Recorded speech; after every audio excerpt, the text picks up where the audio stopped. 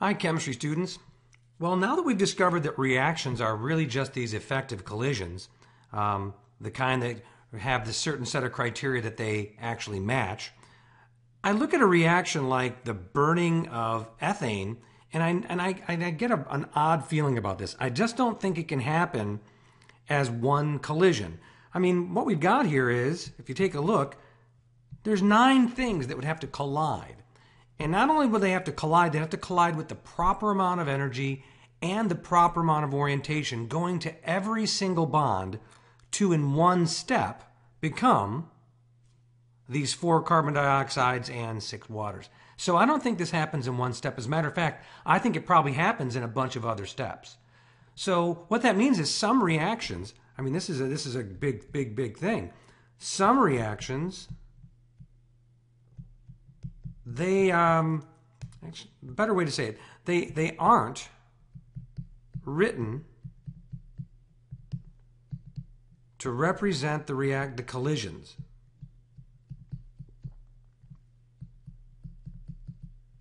All right, so that means there must be 2 different types of reactions. So let's create those. Let's 2 types of reactions. Let's make these things up right now.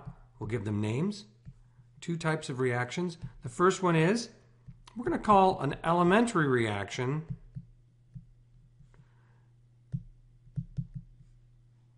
and this will be one that's written, and it's written so that it actually describes the collisional process the way it's written. So it's written to represent the collisional process.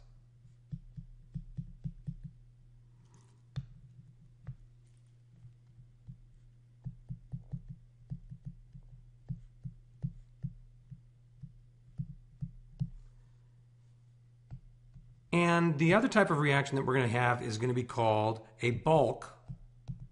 Sometimes it's called the laboratory scale.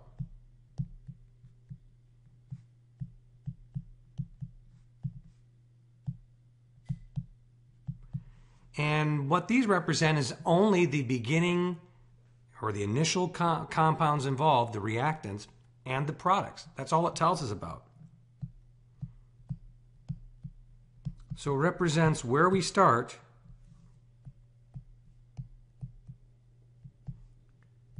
and where we end, and that's it.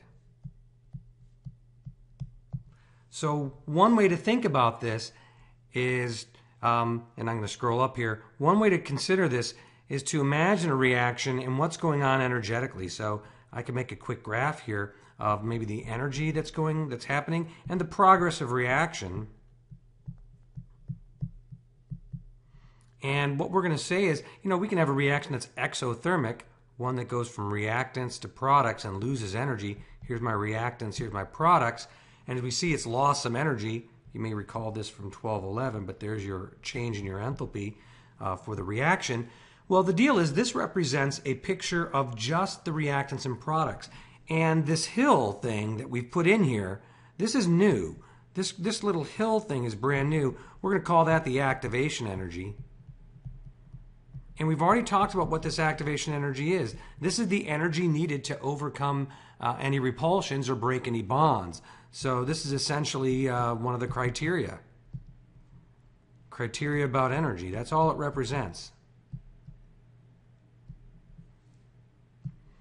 Okay, so we have this new term, this activation energy, and it represents, if we want to be specific, it's the energy from the top of this thing down to the bottom of where the reactant started. So that would be the activation energy for this reaction to go from reactants to products. And the symbol that's used is called E sub A. Now, I brought it up for a reason, and that is and I'm going to remove this real quickly, if I imagine my reaction being a bulk reaction, then it's not representing what's going on. And I've lost that information by drawing this picture. So what you actually see is real reactions, these bulk reactions, are made up of a bunch of those elementary. And those elementary steps might do something like this. And what this means is there's actually 3 steps here occurring.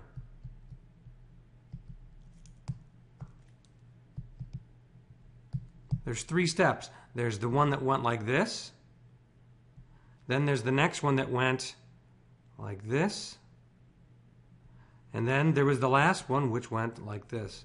And so those three steps, if you add them together and they go in order, represent elementary reactions. So each one of these is an elementary reaction.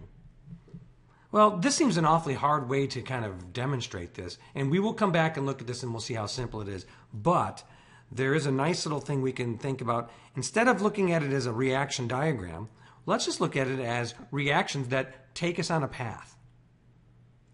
So imagine I have A plus B, and they react to form, let's say, C plus D. That's great. So we've got ourselves a reaction, and let's say that it's elementary. As a matter of fact, all of these are going to be elementary. And we're going to call this step 1. Step 2 is going to be C reacting with another A to form a compound called Q. And then another step will happen where Q will react with D to form our product. And if I think about this, if these three steps occurred in that order and they're all elementary steps, then what I've got going on here is, if I add it all up, I find that I have two A's plus a B plus a C plus a D and plus a Q reacting to form a C plus a D plus a Q plus a P. So I've taken into account everything that was involved with the reaction and I put them on the proper sides of the arrow. But here's something we need to realize. This thing C is on both sides. So it was neither a reactant nor a product.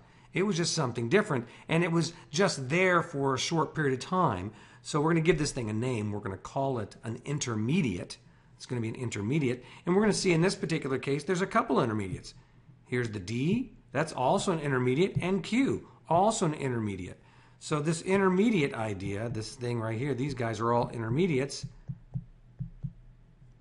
We wouldn't write those in the reaction. And something's an intermediate when it's made by a step, then later completely used.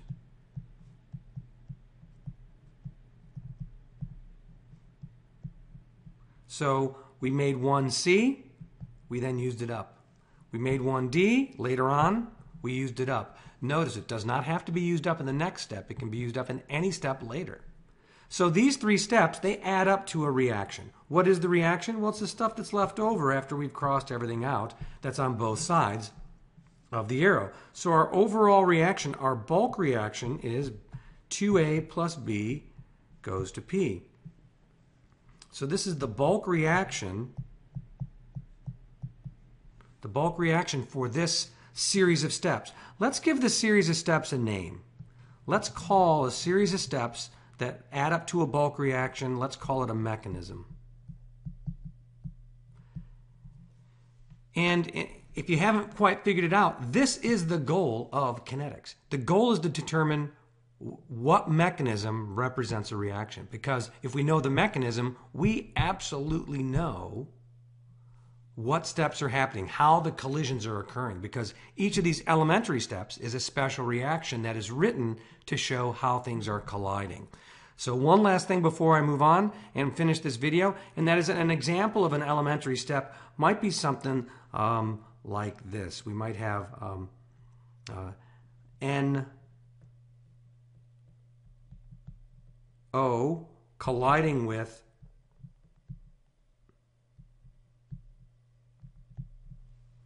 an ozone, and during that collision we could see this happen. We could see the electrons from this bond attach themselves there, and the electrons from this bond go there. Okay, and if that happens, we could end up with NO2 plus O2. So what I'm imagining is this nitrous oxide and this ozone colliding by bumping into each other along the axis that I've drawn here. So what we're saying is this is an elementary step. An elementary step is written, so we'd write it something like this: ON plus O3 goes to NO2 plus O2. And what you can see is we're actually displaying here, the way it's written, the collisional pathway. And that's what makes this an elementary step. If I can write the reaction so that it represents the only set of collisions that occur, then I've got an elementary step. Well, there you go. Elementary steps, bulk reactions, and mechanisms. Those are the main things from this video. Thanks.